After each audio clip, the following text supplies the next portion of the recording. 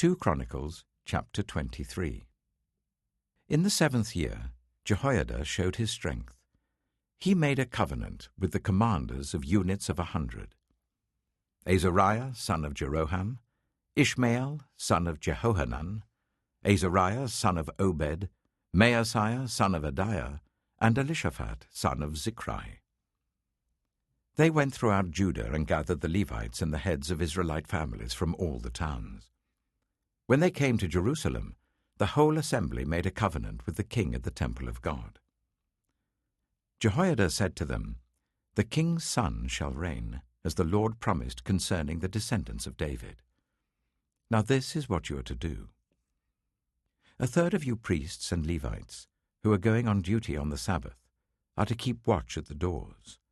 A third of you at the royal palace, a third at the foundation gate, and all the others are to be in the courtyards of the temple of the Lord.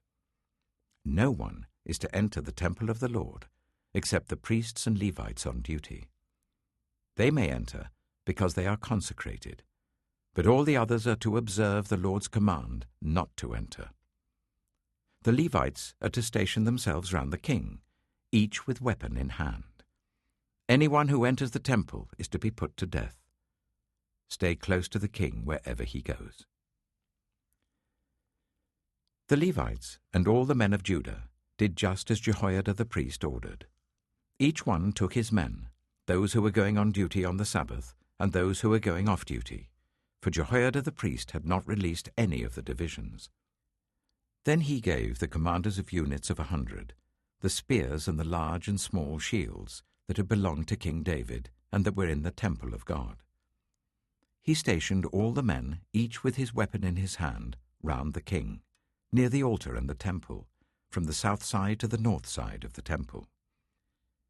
Jehoiada and his sons brought out the king's son and put the crown on him.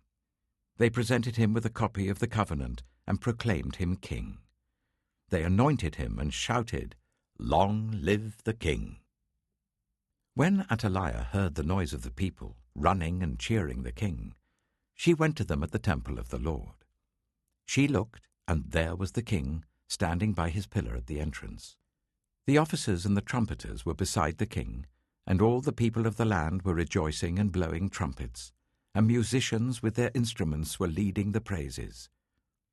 Then Athaliah tore her robes and shouted, "Treason! Treason!"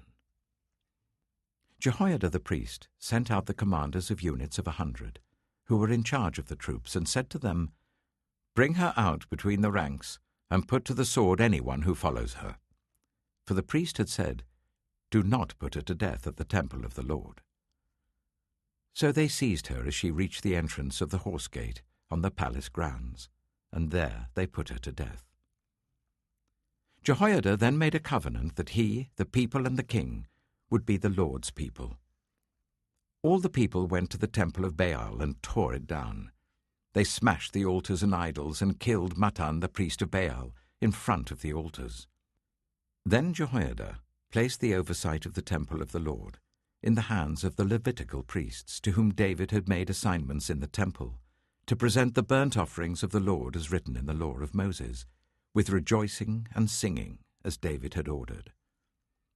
He also stationed gatekeepers at the gates of the Lord's temple, so that no one who was in any way unclean might enter. He took with him the commanders of hundreds, the nobles, the rulers of the people, and all the people of the land, and brought the king down from the temple of the Lord. They went into the palace through the upper gate, and seated the king on the royal throne. All the people of the land rejoiced, and the city was calm, because Athaliah had been slain with the sword.